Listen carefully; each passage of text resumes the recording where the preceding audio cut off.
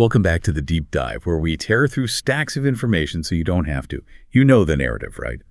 A hoodie-wearing founder, a garage, a visionary idea that changes the world forever. We're taught that the modern digital economy, all the trillions of dollars made in attention and influence, was built from the top down, designed in, the gleaming towers of Silicon Valley. Right. And that narrative, it's compelling. It's a mythology that gets repeated a lot in business books, but it's fundamentally incomplete. It suggests that innovation is just a product of engineering, of code, when in fact, the enduring transformation, the one that defined how we work, play, and, seek fame, it happened much closer to the ground. Okay, let's unpack this. Our mission today dives deep into a fantastic book that lays out a powerful and, frankly, a revolutionary counterargument. The book's central thesis is that this massive shift in how we exchange value, attention, identity, it was all channeled by individual users. The content creators, the e-celebrities, the community organizers, they were the ones who brought the actual creative energy, the collective attention, and all the unpredictable ambition that big tech then, desperately tried to institutionalize and monetize. Exactly. The book argues, and I think pretty persuasively, that the success of every single major platform hinges not on what the founders invented, but on the cultural trends they managed to channel from the grassroots up. We're tracing an evolution today that starts when the internet first collided with these high-status, really exclusive social circles, and then it moves so fast through political whistleblowers, the mommy blog movement, the MySpace fame machine, the invention of user monetization on YouTube, and, ultimately to the global algorithm-driven video empires like TikTok. And the core shift we're going to see throughout this deep dive is just profound. It's the transition from using the internet for, purely private connection sharing vacation photos with your family to a world that's built on public performance. A world where the self becomes this highly optimized, financialized, and, commoditized brand. And that transformation, it didn't start in a server room. It started when the world's most exclusive circles suddenly found themselves accessible and accountable to the global public. So the first glimpse of this strange new world, the moment that status bubble really popped, wasn't some tech forum or financial market. It was in the highly controlled, aspirational world of New York high society. Let's set the scene for this old guard pre-2006. If you were part of the Manhattan elite, status was completely controlled. Oh, absolutely. It was backed by systems stretching all the way back to the 1800s. You had published who's who lists and media coverage, especially in magazines like Vogue or the Society columns. It was meticulously curated. They maintained this deliberate aura of perfection. Always aglow, right? The book uses that word. That's exactly, a glow, which meant that any hint of scandal, any controversy or, untoward behavior, it usually stayed within that closed, exclusive circle. It was protected by the columnists and the magazine editors, but that entire control structure, it just dissolved almost instantly when this anonymous interloper arrived. On April 24, 2006, this mysterious anonymous blog called Socialite Rank appears. And what's fascinating is how simple the mechanism was. So simple. It was bi-weekly rankings of socialites. They graded them on style, on charity work, and this is the most important part, their perceived status among their peers. And the impact was seismic. I mean, the site wasn't just observing the gossip cycle. No, it was actively manipulating it. It elevated women who were previously unknown, maybe on the periphery, to this unlikely prominence. It was basically creating new social stars overnight just by giving them this sudden public visibility. But the book points out the real innovation wasn't even the rankings themselves. No, not at all. It was the comments section. That's what truly revolutionized things. That's where the chaos lived. It was instantly filled with thousands of anonymous readers just throwing out these catty and frequently venomous remarks. Wild rumors, right, about drug abuse, affairs, out-of-control spending. Suddenly, high society was on full, uncensored display to anyone with an internet connection. It broke the first rule of exclusivity and privacy. And the anecdote about the devastated socialite is so important because it captures the trauma and the opportunity at the same time. It's pivotal. A friend recounted that this one woman was just devastated, crying for days after the blog called her a social operator and having a horse face. A horse face, wow. Yeah. The cruelty was real, and it was public, and it forced her to confront this brutally honest assessment of her public identity. But here's where it gets really interesting, and where you see the core thesis of the digital economy emerging. That same friend later reflected that because of the site, because of that brutal public visibility, the woman became a huge social star. Right. The sheer volume of the critique became the currency. So the toxicity wasn't a flaw in the system. It was the fuel. It established this underlying mechanism that defines the digital economy right up to today. It proved that being beholden to public metrics, even negative ones, was the new pathway to success. All those decades of status control just gone overnight. Replaced by the immediate, often brutal commoditization of the self, attention, even negative attention, it became the primary asset, regardless of its moral quality. And you can trace that mechanism directly to the early winners, like Olivia Palermo. She was thrust right into the middle of that socialite rank craziness, and she understood instantly that the path forward wasn't to retreat, but to accelerate. Palermo completely leveraged the chaos. She transitioned her profile from a socialite caught in the crossfire to a featured star on MTV's reality show, The City. Which was the perfect transition platform. It let her carefully cultivate an image as an online fashion and lifestyle entrepreneur. And by 2016, just a decade after the blog started, she had become a powerhouse. And we're not talking about small change here. The book notes she was reportedly being paid $30,000. $30,000. Just to walk a red carpet at an event. That's not a payment for talent. That's for the attention she guaranteed would follow her. Precisely. And today, she runs her own beauty line. She has over 8 million Instagram followers. She is a direct descendant of that initial moment of public performance. So while high society was grappling with being ranked anonymously, the world of news and politics was also having its own revolution. It was being defined by candor, speed, and the power of the anonymous tip. Right. And we have to talk about Josh Marshall and his site Talking Points Memo, or TPM, which launched back in 2000. He was reacting to a very specific moment, right? The disputed Bush-Gore election. Exactly. The results were just hanging in limbo, and he realized traditional media couldn't keep up with the hourly developments. He was playing a dramatically different game than early aggregators like Matt Drudge. How so? Drudge was huge at the time. Drudge was more like an electronic newsletter, picking up on established gossip. Marshall was different. He was offering original commentary, often by the hour, mixing aggregated news with insider tips he received. And it was all delivered with more color and candor than legacy media would ever dare to use. Washington insiders were just refreshing his site constantly. But his decision in 2002 to quit his job at the American Prospect to blog full-time, that was seen as radical. It was professionally irresponsible is how people saw it. Yeah. You just didn't abandon a stable journalism career for a blog. It wasn't done. But that decision proved to be prophetic. It allowed him to devote himself fully to this decentralized network of sources and readers he was building. And that network, as the book details, was precisely what broke the massive story about then Senate Majority Leader Trent Lott. Okay, walk us through that case. It really shows the power of the tip over the traditional newsroom hierarchy. So in December 2002, Lott, who was a Republican, was at a birthday party for Strom Thurmond. Thurmond was a Democrat who had run for president on a segregationist platform back in 1948. Right. And at this party, Lott praises Thurmond, saying that if Thurmond had been elected, we wouldn't have had all these problems over the years. And the major outlets just missed it. Well, the Washington Post and ABC News, they ran brief, passing stories, but they didn't connect the dots, they didn't challenge the context, they just treated it like a minor political gaffe, a non-story. But Marshall did. He got a reader tip about the remarks and spent the next few days publishing around 20 posts. 20 posts. And he was methodically assembling this devastating argument. He didn't just report the quote. He connected Lott's remarks to a pattern of previous praise for neo-Confederate causes and white supremacist groups. So he was building a case, not just reporting an incident. Exactly. And that critical mass of evidence, assembled in real time by Marshall and then amplified by his readership, it forced the hand of legacy media. Once he had assembled the argument, they had to take notice. They were compelled to. And Lott was excoriated by leaders on both sides, which led directly to his resignation as Senate Majority Leader. It was an undeniable, massive victory for grassroots accountability.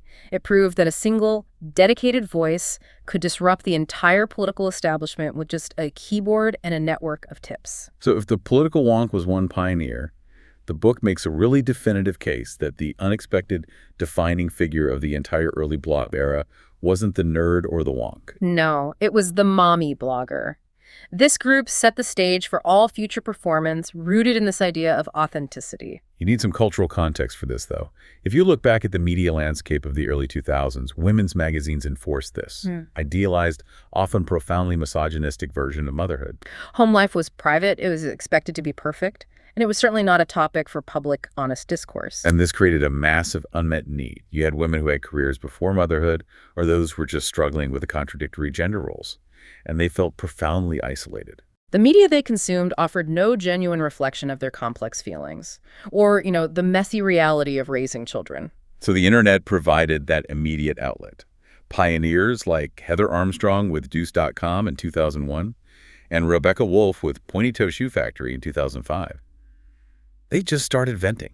Venting about bad meal times, stressful play dates, the sheer mental load of domesticity. And what started as a hobby, a way to reclaim some creative energy, it quickly found millions of readers who were desperate for that camaraderie and solace. The honesty was just revelatory. The book notes that the chatty, swear-laden, unfiltered style they introduced to the public sphere. Well, now it seems completely normal. But for that time, it was a form of liberation. They were creating a massive virtual mommy group that transcended geography and background. They were replacing the polished date-kept magazine with genuine shared experience. But this cultural freedom came to a screeching halt when they tried to reconcile the time and energy they were spending on the blog, which was often a full-time job with, getting paid for it.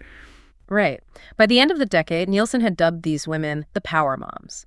They represented 20% of the online population, and they realized their audience had incredible commercial value.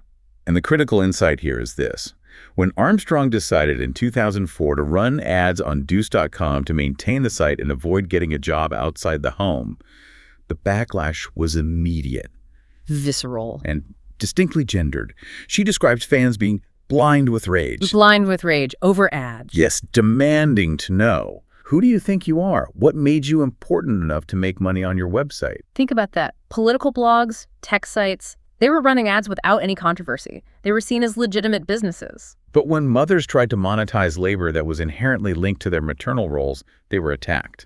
That reaction, which seems so bizarre today, was rooted in this age-old toxic stereotype that maternal or domestic labor should be unpaid. It should be done out of love. And it certainly should not be commercialized.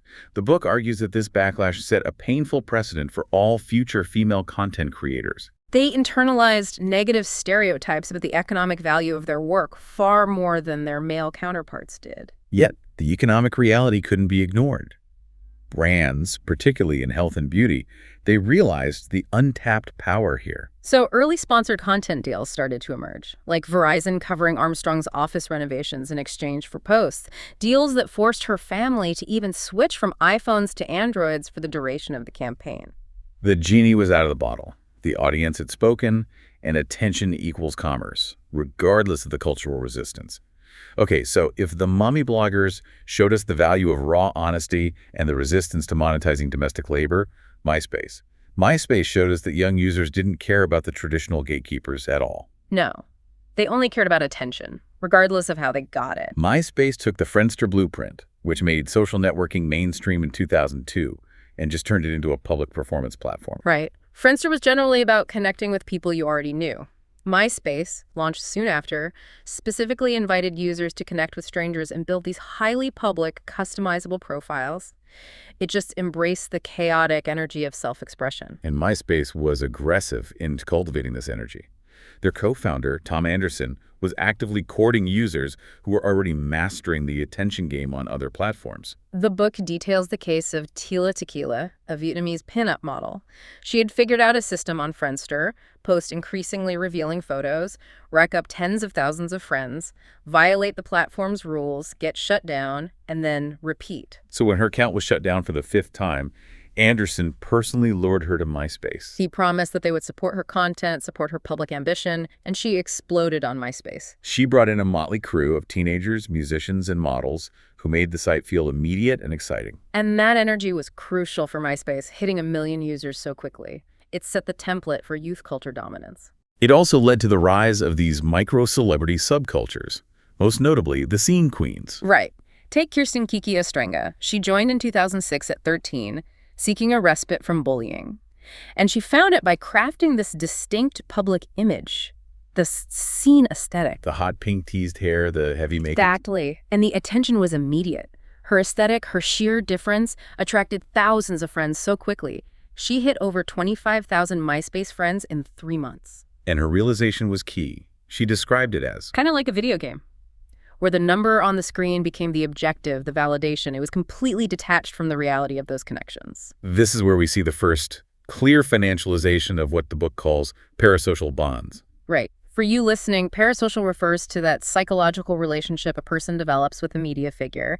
You feel like you know them intimately, even though the figure doesn't know you back. And MySpace stars understood that to succeed, they had to be relatable and foster that one-sided intimacy. Tila Tequila was explicit about her advantage over other models. She said, "There's a million hot naked chicks on the internet. There's a difference between those girls and me. Those chicks don't talk back to you." That direct, intimate interaction, even if it was brief and performative, was the secret weapon. The scene queens, in their lonesome pursuit of community, they amassed the most powerful, emergent currency, online attention. But just like with the mommy bloggers, this fame carried a heavy cost, especially for young women. The moment they became e-celebrities, the harassment began. 16-year-old Ostrenga was targeted by vicious gossip blogs and tormented on forums like Get Off My Internets, which specifically accused female bloggers of being attention whores. She was doxxed, her home was vandalized. It took her years to recover. It just reveals the contradiction at the heart of the fame machine. It offers immediate validation, but it exposes the user to immediate, intense vulnerability. So if MySpace taught us that fame could be accidental, born out of a subculture, Julie Allison proved fame could be ruthlessly and intentionally manufactured by a single, determined individual. Yes. She was a journalist who realized she needed to treat herself not just as a writer, but as a brand. She was famously inspired by Tom Wolfe's iconic white suit. Allison was a crucial pioneering figure because she was so conscious of this tectonic shift. She used her blog as a clearinghouse for content she couldn't place in her newspaper column. Posting head-to-toes outfit photos, what later platforms would call, hashtag Bobby or gratuitous picture of yourself. She built an audience of millennial women who felt she was speaking directly to their lives in a way the traditional detached magazine world just couldn't. And she was so aggressively proactive about getting noticed, she would flood the Gawker tip line, comment relentlessly on their stories, always linking back to her own work. It's important to remember that back then, Gawker staff writers chastised her for gratuitous self-promotion. A concept that today is just called marketing. Exactly. The book positions the Gawker rivalry as essential to cementing her status. A now infamous 2007 Gawker piece asked, "Who is she? Who decided she was influential?" It was designed to be a classic hate read, just to draw massive traffic. But her viral response was the perfect piece of media theater. It was.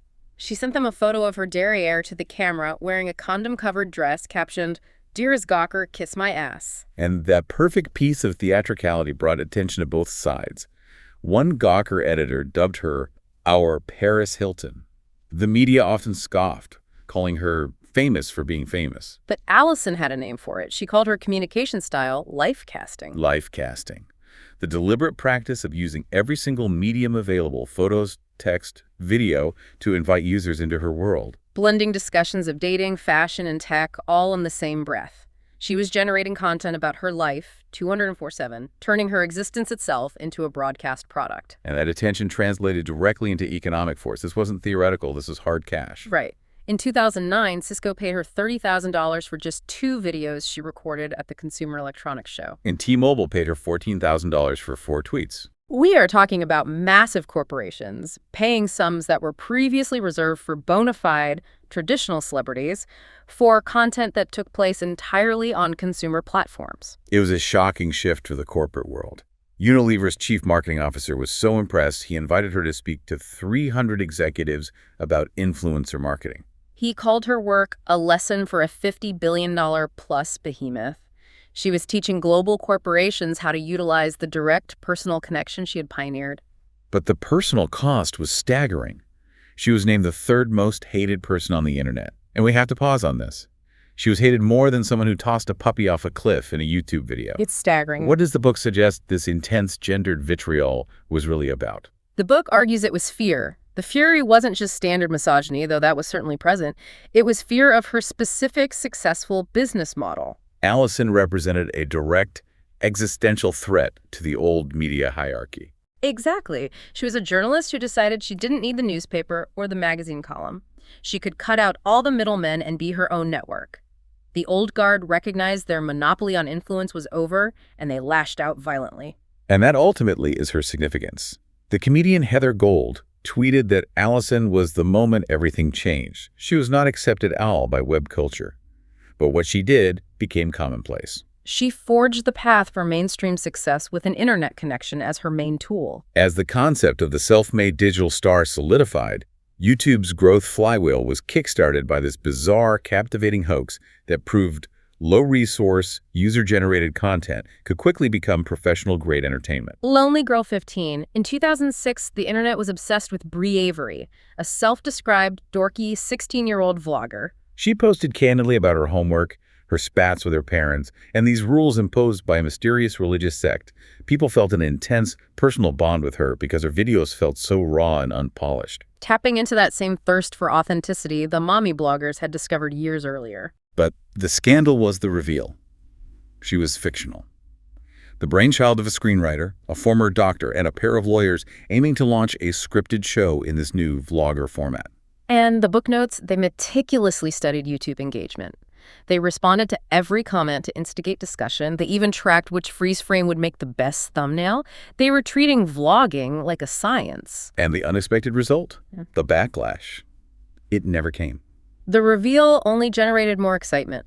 The actress, Jessica Lee Rose, graced the cover of Wired, and the creative team was signed by CAA, Creative Artists Agency. That is so significant. For our listeners, CAA is one of the biggest and most powerful talent agencies in Hollywood. Signing a digital creator and her team at this point in history, it just signals the absolute legitimacy of the medium. It was a recognition that simple, low-resource video they filmed with just 2 desk lamps and a $130 camera was now being treated as professional, premium entertainment worthy of major representation. And YouTube recognized this underlying power and made a radical strategic pivot. That pivot was the Partner Program, launched in 2007.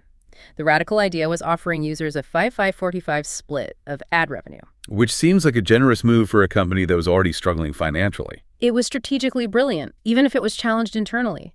YouTube was already racking up expenses, hosting millions of massive video files. Many at Google thought YouTube needed to purchase expensive licensed TV clips to attract big advertisers. But Go founder Chad Hurley and George Stromplos saw that the users were the premium content and they needed to be incentivized. Wait, but if YouTube was already bleeding money hosting these huge files, wasn't offering a 5-5-45 split to creators just an insane business risk? Didn't anyone challenge that decision internally? Oh, absolutely. The book highlights that it was challenged, but they viewed it as a necessary risk to create a moat around their platform. So it was a defensive move. It was. YouTube became the only major platform offering to pay users at the time. This decision transformed YouTube from a video repository into a legitimate career path. You could now financially justify creating content there full-time, which immediately led to these viral successes, like Adam Bonner, a.k.a. Tay Zonde, and his 2007 song Chocolate Rain. Right. And while the ballad was about systemic racism and his experience as a young black man, few people initially focused on the deeply serious subject matter. They were just captivated by Bonner himself, his uniqueness, his deep earnestness. He was the antithesis of a slickly produced pop star. The platform first featured him on the homepage, but the real viral engine was the users themselves, specifically 4chan users. Those users, who were masters of early internet manipulation, latched onto him. They loved his uniqueness and turned the song into a massive gamified hit, embracing him as a hero. But Bonner's story is a great illustration of the struggle to translate that web fame into lasting economic value. He openly admitted to making terrible business decisions, like uploading the song for free to an MP3 sharing site instead of iTunes, which cost him hundreds of thousands in potential revenue. Right, and he only made around $500 for a minor Dr. Pepper ad adventure. The fame was there, but the structure to manage the assets just wasn't. And that introduces the critical concept, defining the meme as intellectual property, or IP. The challenge was convincing Hollywood that a goofy video of a cat had commercial value. Enter Ben Lashes, the meme manager. He looked at keyboard cat footage of a cat named Fatso from the 1980s, uploaded to YouTube in 2007. The owner hadn't even enrolled in the partner program. It only made a few $100s initially. And Lashes realized that attention, regardless of its form, was valuable IP. He had to pitch Hollywood agencies on the concept. I've got this cat and it plays a keyboard and it's got millions of fans. People genuinely thought he was playing a prank. They would hang up the phone on him because the idea of a meme being worth money was just absurd. But Lashes rejected the conventional wisdom that YouTube talent was worth less than traditional celebrity. And his conviction eventually paid off. After a major deal with Microsoft, they landed the Wonderful Pistachios campaign. The owner was initially offered $800 for the campaign. But Lashes negotiated aggressively, and the final result, the owner made over $120,000 for that campaign alone. This proved conclusively that online attention, if you treat it like valuable IP and manage it well, could earn big money. Meanwhile, a different platform was making this subtle change that would revolutionize how celebrities connected with their audiences. Twitter launched in 2006, initially focused on the mundane, "What are you doing?" It was designed for status updates among friends, but a small decision in July 2007 changed the entire DNA of the platform. The shift from friend to follow. They removed the confusing friend list just for simplification. But that choice immediately set Twitter on a path that was radically different from previous social networks. It made it entirely focused on audience building and content amplification, more like YouTube. What's truly fascinating here is that the users literally built the platform's core features before the company accepted them. The platform was defined from the bottom up. Absolutely. The hashtag, for instance, came from a user suggestion in 2007 during the hashtag San Diego fire crisis.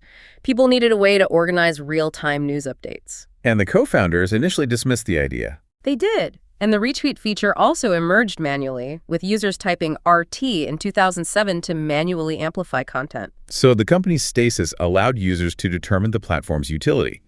A new network built on followers meant to rapidly disseminate news and elevate a new form of celebrity, or what we now call a professional persona. And this is where Eliza Licht, the senior VP of Global Communications for Donna Karan, stepped in.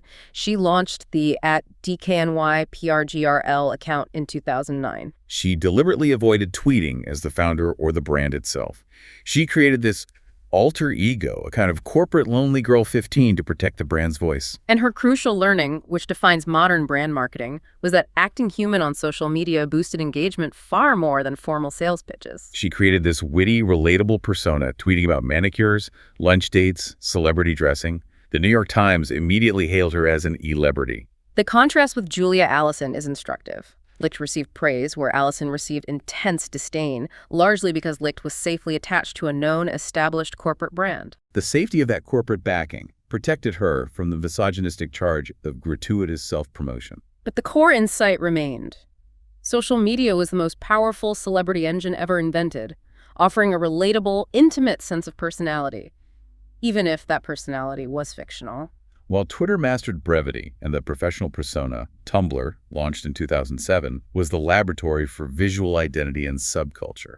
It was a crucial hybrid platform. It blended the clean publishing of the blogosphere with the rapid sharing of social media. Tumblr offered clean, easy blogging, but with a crucial early social mechanic, reblogging. Which allowed memes and visual content to just cascade virally across the site in a way that traditional static blogs couldn't manage. It created these powerful, shared aesthetics. What's fascinating is that co-founder David Karp intentionally hid follower counts in the design. He was hoping to discourage the clout-chasing dynamic they saw on MySpace. But the law of unintended consequences took over. Because direct metrics were invisible, the platform became dominated by curation over creation. The book notes that more people were crafting their identity out of a curation of others' content reblogging photos, quote, GIFs, rather than producing original work. The aesthetic of the self was built by choosing the right content, not necessarily making it. And this gave rise to the fuck yeah phenomenon. Starting with sites dedicated to niche interests, the trend blew up with blogs like fuckyeahsharks.tumblr.com in late 2008. The recipe was simple: a clever name, positive content, and a dedication to gathering the absolute best material from across the web related to their niche. This simple model made fuck yeah blogs viral powerhouses. It led to hundreds of thousands of active blogs, with exponential growth noted in data from 2009 onwards. And sites like Fuck Yeah, menswear proved they had real demonstrable influence. A single reblog could sell out a coat overnight. But here was the fundamental problem: the monetization gap. Despite the influence in the traffic, follower counts were hidden, and Tumblr just lacked the revenue tools to facilitate transactions. Selling out a coat was great, but the platform couldn't measure or process the commission. So success lay entirely in parlaying that massive online popularity into offline prestige. The best bet was to approach literary agents or established media companies with your online following as proof of concept. Which led to a rash of Tumblr book deals for sites like Fuck Yeah, Menswear, Garfield minus Garfield, and most famously, Humans of New York. Right. Brandon Stanton's simple, photo-driven project took off on Tumblr. That influence was directly converted into a massive book deal, which then led to an even bigger offline celebrity. So Tumblr served as the creative incubator, but its creators had to physically leave the platform to get paid.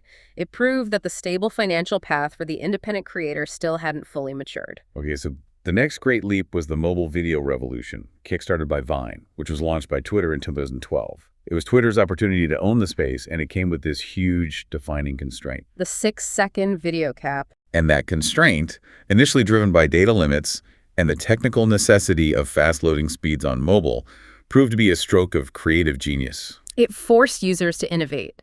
They crafted highly complex short narratives, visual gags, and these mini masterpieces, often using jump cuts and loop techniques.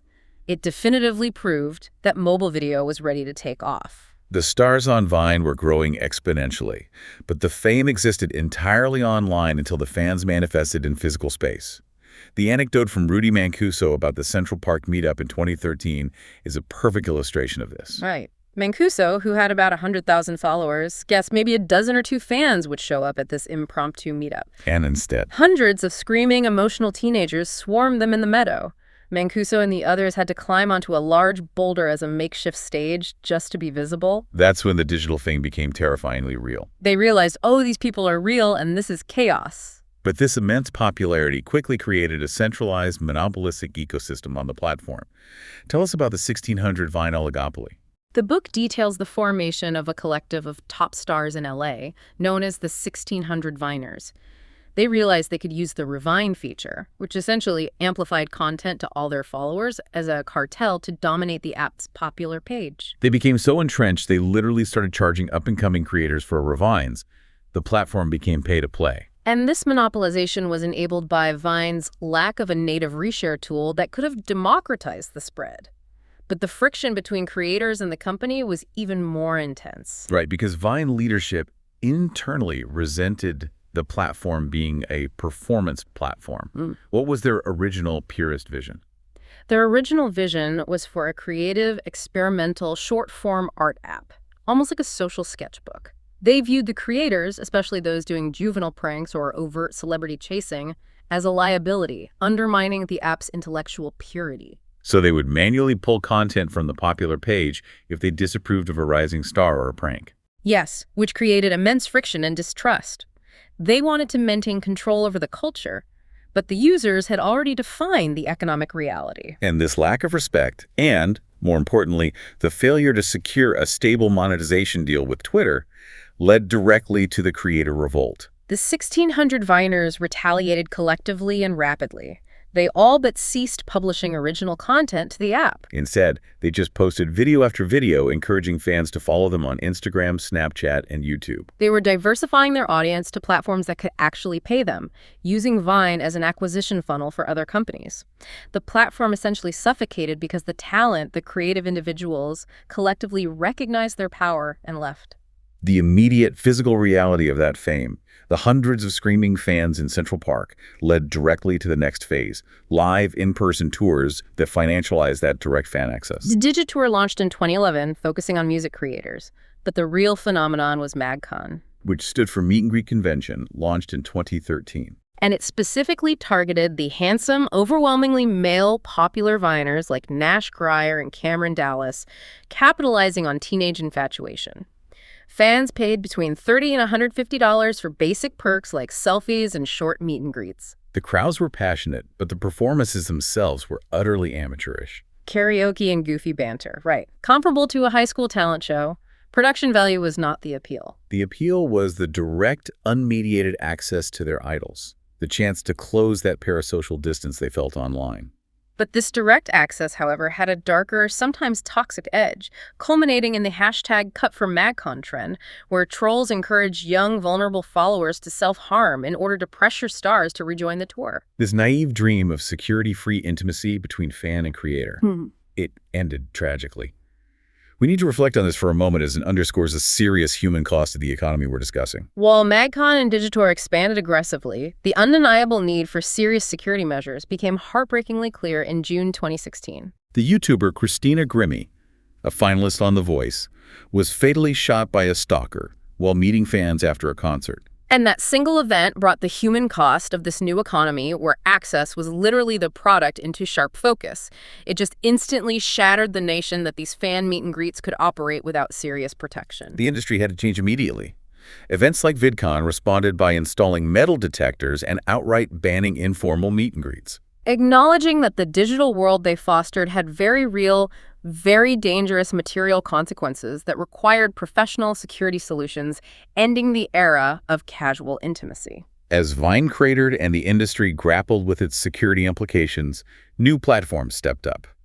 Snapchat, despite co-founder Evan Spiegel's initial focus on friends, quickly found its utility as a celebrity microvlogging tool through its Stories feature. DJ Khaled is the perfect example. He used Snapchat Stories to share daily intimate updates, coining phrases like "bless up" and turning himself into a transcendent public figure. His content felt raw and temporary, only lasting 24 hours, which amplified the sense of intimacy and immediacy. But Snapchat had its own growth dilemma. Because it lacked a native reshare feature, native Snapchatters like Sean McBride, or Shondoras, struggled to grow their audience beyond their existing following. So when Vine stars with massive pre-existing audiences migrated over, they gobbled up brand deals that previously went to native Snapchat stars. The network effect of pre-existing fame just trumped the platform's native talent, highlighting the difficulty of scaling an audience without virality mechanisms. Meanwhile, a competitor, Musical.ly, was mastering platform support and user innovation. Ariel Martin, Baby Ariel, joined in 2015 and pioneered this compelling, chaotic visual format for lip-sync videos. Constantly swirling the camera up and down to the beat, a style that quickly became known as muser choreography. And this visual innovation was crucial. Musical.ly recognized her specific style and leveraged it for success, featuring her videos and actively encouraging other users to replicate her style. This led to platform-accelerated viral successes like the Don't Judge challenge associated with OMI's song Cheerleader, which propelled the song to Billboard #1 and the app to the top of the App Store charts. And most importantly, Musical.ly figured out the monetization piece that Vine never could. Their live streaming app, Lives.lead, launched in 2016, and it adopted the YouNow tipping model. And this was the stable revenue stream that creators desperately needed. Instead of waiting for ad revenue from the platform, musers could earn significant, reliable income through direct fan tips alone. With some making anywhere from $150,000 to $200,000 a month. That immediate and substantial income provided a clear path to financial viability. While Vine was collapsing and Musical.ly was building a direct tip economy, Instagram, launched in 2010, was quietly perfecting the aesthetic and monetization model that defines the mainstream influencer today. Right. Instagram initially prioritized aesthetics over virality. They resisted ads until November 2013, famously handpicking suggested users to control the platform's look and feel. But users and brands found workarounds almost immediately. It's a consistent pattern. The platforms try to set the rules, but the users find the cracks. Companies like Red Bull created contests, working directly with power users like at New York City to gain exposure, effectively placing ads through sponsored individual posts before official advertising existed. But the true game changer was the creation of dedicated monetization infrastructure. Amber Vensbox, a Dallas personal shopper and budding blogger, saw her online work cannibalizing her day job commissions. She would recommend an outfit on her blog, her readers would buy it, but she wouldn't get credit for the sale. She recognized that the critical missing link was measurement. She needed to get paid for the sales she drove, which led to the launch of Reward Style in 2011. Tell us exactly how this system works, because it was a game changer. Reward Style utilized affiliate marketing. The way it works is simple. The blogger places a specific link on their site that tracks the customer. When you click that link and buy something from the retailer, the blogger gets a commission on the sale. It solved the measurement problem for content creators who were driving sales but lacked a cash register. But Instagram photos weren't clickable. Correct. That's where the innovation of LTK came in. When Instagram became the dominant visual platform, Vensbox created LTK, or like.it. This service transferred those affiliate links to Instagram, allowing followers to like a photo and receive an email with direct links to buy the products pictured. And this established a reliable, aesthetic-driven revenue model for visual-first platforms, ushering in the hyper-polished era. This is where the bar for content quality just shot up dramatically. Bloggers invaded Instagram, bringing their meticulously staged, often photoshopped aesthetic. It fostered an entire, often industrialized industry of Instagram husbands and dedicated support teams required to produce the daily stream of high-quality, aspirational content.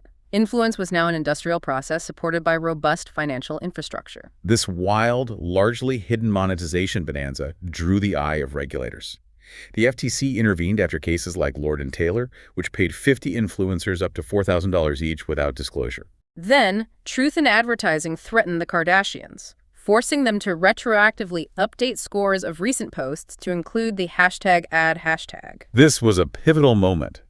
Everyone, creators and advertisers, feared mandatory disclosure would shatter the illusion of authenticity. They worried that admitting a post was an ad would instantly repel the audience and crash the system built on perceived intimacy. But the great surprise, as the book calls it, was that the crash never came. Marketer James Nord noted that engagement didn't drop. In fact, some posts engaged at a higher rate when they were labeled as sponsored. Why? What was the psychology there? The followers' admiration for their favorite stars was stronger than their distaste for ads. Audiences celebrated that creators they respected were landing big deals. It was confirmation of their idol's success and star power. With official permission to monetize, the floodgates opened. Feeds rapidly jumped from 5–10% sponsored content to 40% sponsored content almost overnight, kicking off the relentless rat race. And this shift fundamentally redefined the influencer's role. Brands realized influencers weren't just promoters, they were experts. Nordstrom, for example, had data showing that by 2017, 4 out of 5 referrals to their mobile site were driven by influencers via reward style. So they began partnering directly with creators like Olivia Palermo and Ariel Charnas to not just promote, but actually design entire product lines. That is massive validation. It proved that creators monopolize expertise about their fan base's tastes. Charnas articulated this power perfectly. Her platform gave her real-life data and feedback by listening to her followers, allowing them to design what the followers actively wanted. But sponsorship soon became the ultimate status symbol, leading to a strange new dynamic: faking status. Creators like Palak Joshi and Sydney Pugh began staging fake sponsored content, staging promotional posts for products they paid for themselves, even tagging them with #ad. This was driven by a powerful mindset of perceived status. I got this for free while all you losers are paying. And while marketers often loved the free advertising, high-end brands began worrying that their value was being diluted by low-level content creators, posting fake deals, forcing them to become more selective about who they partnered with. While Instagram perfected monetization, YouTube was rocked by a series of scandals that exposed the inherent dangers of an algorithm prioritizing controversy and views above all else.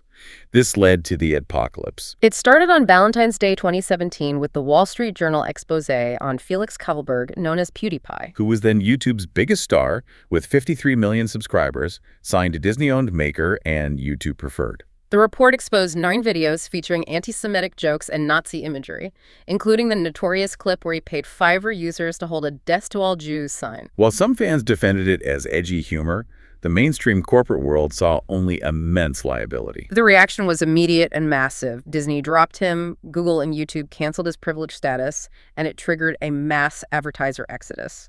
This was the apocalypse. Brands didn't want their ads running next to this content, creating a massive financial crisis for all creators, regardless of their content. And the liability escalated quickly beyond one star. This was followed by the Daddy of 5 controversy parents, filming what were essentially emotionally abusive pranks on their children, and then the horrifying Elsagate revelations. A New York Times investigation found that videos targeted at children, often using familiar cartoon characters, contained horrific, algorithmically engineered content. Characters engaging in suicide, violence, and bizarre sexual scenarios. The confirmed Freak family video, titled with SEO-friendly keywords, showed a young girl crying while someone shaved her face and blood appeared to spill, and it amassed 53 million views. These videos were exploiting YouTube's recommendation system to usher children down a nightmare-generating rabbit hole. Then, Logan Paul, with over 15 million subscribers, vlogged a dead body in Japan's infamous suicide forest in December 2017. The video's recklessness, Paul openly pondering if it was crass to ask for subscribers at the end, led to immediate unified condemnation. The severe, unified backlash highlighted the sheer recklessness of the views culture that the platform incentivized. YouTube had fostered creators for a decade, allowing the platform to become indistinguishable from every other terrible job, where the pressure to perform led to dangerous choices. And the toll on the creators themselves was immense. Elle Mills, a 19-year-old prank vlogger who achieved over 1 million subscribers, detailed the emotional and psychological costs of this punishing schedule. Her Raw 2018 video, Burnt Out at 19, was a major industry moment. She detailed anxiety, depression, and regular panic attacks, asking the core, terrifying question, I achieved my dream. Why the fuck am I so fucking unhappy? The reward system, the fame and money, was destroying the mental health of the talent it elevated. And this was all fueled by the relentless focus on cringe, drama, and tea channels. The soap opera of creator life was the new, ultimate form of content, with celebrity encyclopedias like Famous Birthdays quickly surpassing traditional entertainment media and traffic. This drama often led to severe, targeted harassment. While figures like Cody Ko made a career out of rightly critiquing problematic content to lambast the views culture, even he was accused by female creators like Layla Pons of cyberbullying. Claiming she developed severe obsessive-compulsive disorder due to the subsequent wave of hate.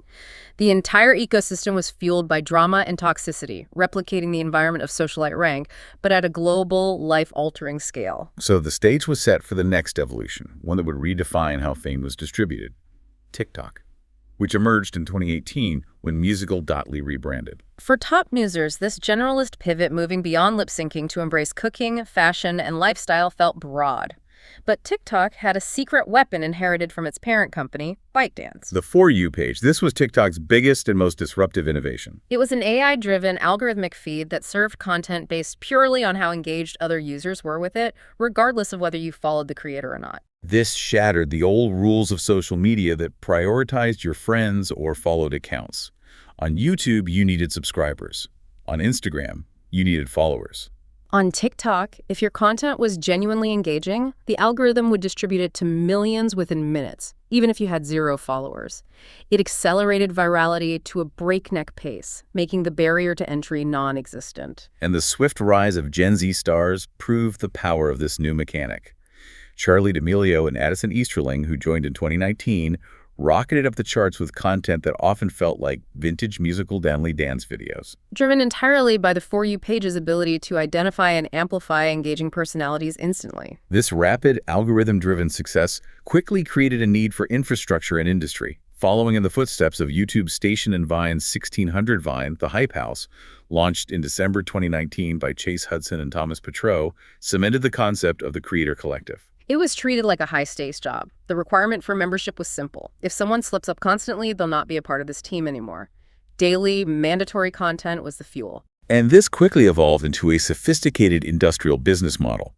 Houses like the Sway House, filled with handsome male stars like Bryce Hall and Josh Richards, weren't just dorms. They were leased by management companies, such as TalentX, which let the creators live there for free in exchange for a significant cut of their brand deals. This guaranteed a 247 content stream and centralized the talent for advertisers.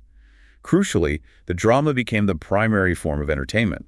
The TikTokalypse beef between the Hype House and the Sway Boys played out in real time, chronicled by drama pages like at TikTok Room, which quickly surpassed the readership of Teen Vogue. The youth audience was choosing to follow the soap opera of their digital idols over traditional media. And the pandemic accelerated major economic shifts. With the volatility of ad revenue exposed by the apocalypse, creators pushed harder toward direct fan payment and subscription models. OnlyFans, founded in 2016, boomed massively during the pandemic, focusing on bypassing traditional gatekeepers and censorship structures. By 2021, the platform grew to 188 million users, with performers collectively earning $4 billion. Patreon also saw a massive upswing, with over 30,000 creators joining in March 2020 alone. Politically, 2020 was the first TikTok election. Creators used the platform for sophisticated political commentary and mass mobilization. Like the famous stunt where TikTok users registered thousands of tickets for Donald Trump's Tulsa rally with no intention of attending. They were filling a news vacuum for young people who wanted information tailored to their specific background and format. However, the book makes clear that the exact same creator formula was leveraged by hateful people and extremists. Groups like at the conservative Hype House quickly attracted millions of followers before being banned for spreading election fraud conspiracies. The platform's efficiency amplified the hate as much as the activism. And once again, the insidious bias against marginalized creators, particularly Black creators, emerged in the form of cultural appropriation. The case of the viral dance renegade is the definitive example. 14-year-old Jelaya Harmon created the dance in 2019. Major stars like Lizzo and Charli D'Amelio performed it, garnering billions of views. Yet Harmon was initially unable to capitalize or even get credit.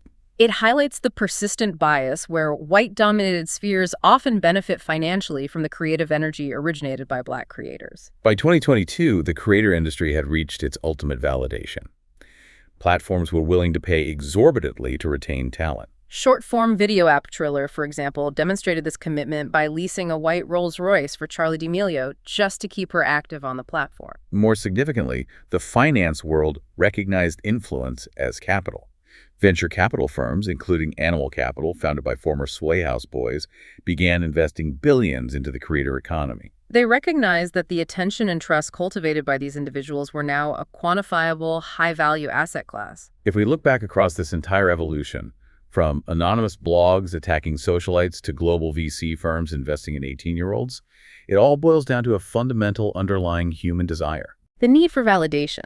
The book argues that the act of connection is inherently optimistic, a vote for the belief that being connected is better than being alone. And increasingly, an online presence, measured in followers, views, and sponsored posts, is the most visible, quantifiable measure of that validation, driving us to perform and create relentlessly. This has been a deep dive illustrating how users consistently force tech platforms to become something entirely different from their founders' intentions. So what does this entire trajectory mean for us, the people who spend our time reading, watching, and participating in this economy? The pattern is undeniable, and it's cyclical. Users consistently redirected platforms away from the founders' original, often naive intentions. From friends only to every platform being molded by creators into an entertainment fame machine. The core value always resided with the creative individual who brought the content and the connection, not merely the software they used. And this matters because it changes our lived experience. The book shows that the pursuit of shareable content often seems more urgent than the desire to actually do the thing that will be recorded and shared. For millions of people, the online world, the one measured by followers and likes, is now often more real than the material one. We have seen that the most powerful online creators built a bond with strangers by being unvarnished, intimate, and authentic. So if the underlying goal driving this transformation is universal validation and connection, how will future platforms balance the inherent conflict between fostering that raw, unvarnished individual connection, the intimacy that builds trust, and the enormous economic pressure to scale, monetize, and inevitably police that exact same connection? If being real is the product, how long until the pressure to monetize that authenticity makes it impossible to be truly authentic at all?